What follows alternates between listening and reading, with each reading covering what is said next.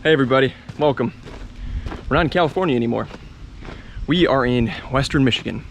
We're at my childhood home. I'm here for just a couple of days. I'm helping my dad getting ready for the October 2022 bow hunting season. Super pumped for that. That's gonna be, all those episodes are gonna be coming up in the next month and a half. But what we're doing is we're gonna jump into my dad's Argo, which is like a civilian version of a tank. It's pretty sweet. And we're gonna just be heading out here and starting to set up some of our deer hunting blinds, looking to see where these white-tailed deer are traveling, making sure, you know, we know this area pretty well, but we're wanting to see if the deer trails are being used how they normally are being used. So we're just checking on deer activity, seeing about how our deer blinds are doing, and just kind of getting everything prepped for this October hunt. So let's jump in this Argo and head on out there.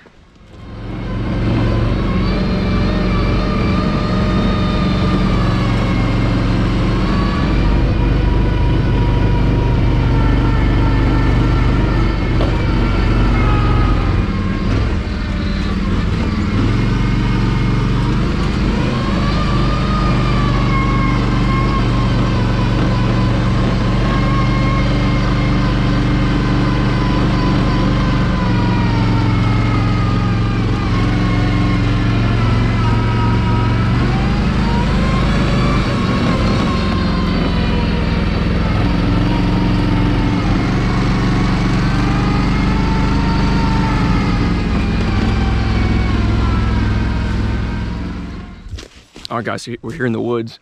Here's the blind that I hunted from in last season's episodes, where I got that doe, had that experience with that little 8-point, and it looks like they're still using these paths in here, which is really cool. So that's awesome. You can tell the leaves are being disturbed right along this small little slope right here. And also, check this out. You can see it really well right here. You can kind of see that right there. My dad is up there. This is another pretty active deer path. So that's good. This is good. The change that we're gonna make this season though is that this blind is just not that strategically placed for these deer trails. So we're actually gonna head a little further out towards this field and see if we can get a blind set that's a little more closer to these trails.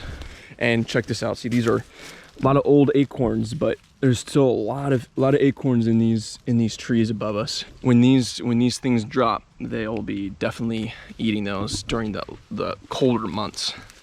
So now let's head back here, and you can kind of see some trails we can work through here. And we know that during the rut, this is a really heavily used little field in here.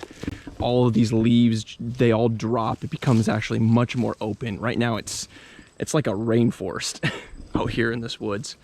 But when November hits, the rut really starts to get pretty crazy. This is a heavily used area for some pretty big bucks. We think that we want to try to get a tree stand closer in here. And what tree? In that skinny tree? No, it would have to be that big one in there, but we might have to cut this one down. Oh, I see. See, or wow. Let's see, we were thinking this tree possibly, but we didn't see how it's forking up like this. Even if we had something small like a saddle, I don't know, but it gives a good view of this field. Here's some fresh droppings. I think that's deer. Oh yeah, turkey. There's a turkey feather. We got a good population of turkeys out here too. We're looking at this tree, folks. My dad thinks it's an elm tree. I think it might be an elm. Oh, by the way, what I was just holding there, this is one of my old arrows. I was shooting at a turkey. I remember this. I remember this shot 5 years ago. Shooting at a turkey, and I missed it. But we're thinking this tree, we'd have to cut some of the branches. It actually gives us like a 360 view of this field, and we were walking right along there. There's a trail going this way. There's a trail outlining this. They're also just crisscrossing in this field. it could kind of give us a good 360 view of almost everything, from like 10 yards all the way out to 40, and 40 yards is about where I feel comfortable with. My dad's using a crossbow, so he could go out easy to 50, 55, no problem.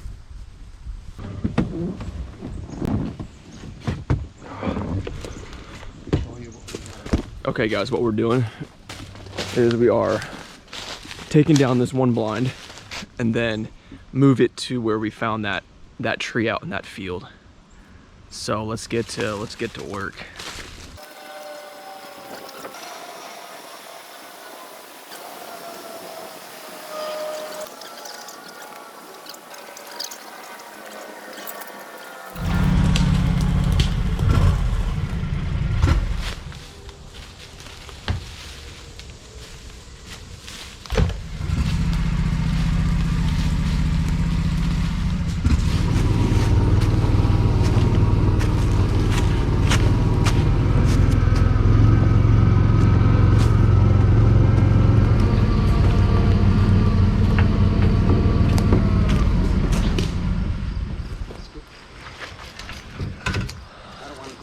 Okay, so we've gotten as far as we can with the Argo, and now we're just gonna walk it in.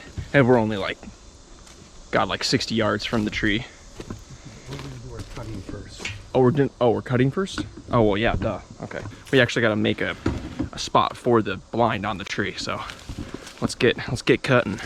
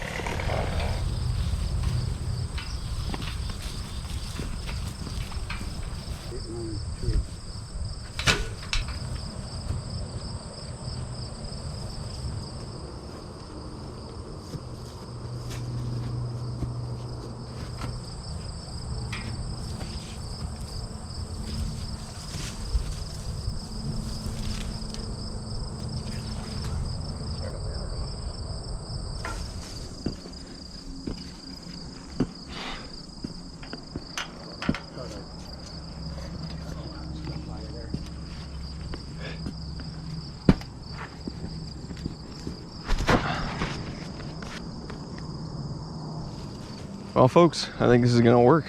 We have trails coming in through that hole in the timber there, and they're just coming through here. They're also coming in out of that hole right there. They're going all the way over in here too. So I'm gonna probably cut these branches. We're eventually gonna probably cut a lane just right down here, just to get one more shooting opportunity before they hit this bigger shooting lane here. This is gonna be quite an exciting spot come October and November. Wait, it might not, hold on, it might not be. Let's not kill it. What kind of snake is this? Hold on. This might be an eastern hognose. Hold on. Is it? Let me look for a rattle. There's no rattle. Yeah, see the nose? Yeah. See that nose? Hey, you. What? Yeah, see that nose? Andre used to catch a lot of these. They're totally harmless. God, he's a fatty, man. Look at him. Nah.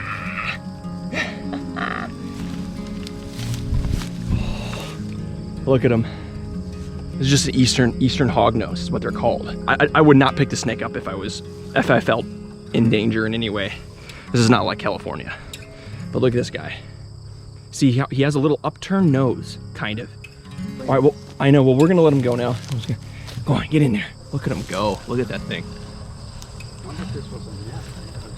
Wow. Oh, that was so cool.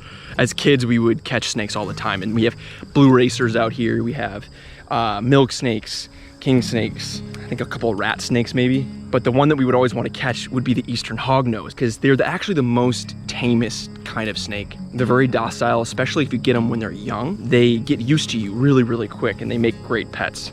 They make great pets if you're a kid. that guy was a big one, and he was obviously kind of mean. He wasn't actually honestly that mean. He was just kind of, I mean, he's just acting like any normal wild animal would. I mean, he felt his life was in danger. So, all right, guys, that's gonna do it. Thanks for joining my dad and I. We'll be back in October, and these hunting episodes are probably gonna come out mid to late November. So be on the lookout for those. And in the meantime, as always, there's gonna be a lot more fishing content coming in the weeks to come. Just look out for that. And you know the drill, folks. Get on out there and make some memories of your own. Looking forward to share some more with you. I'll catch you later.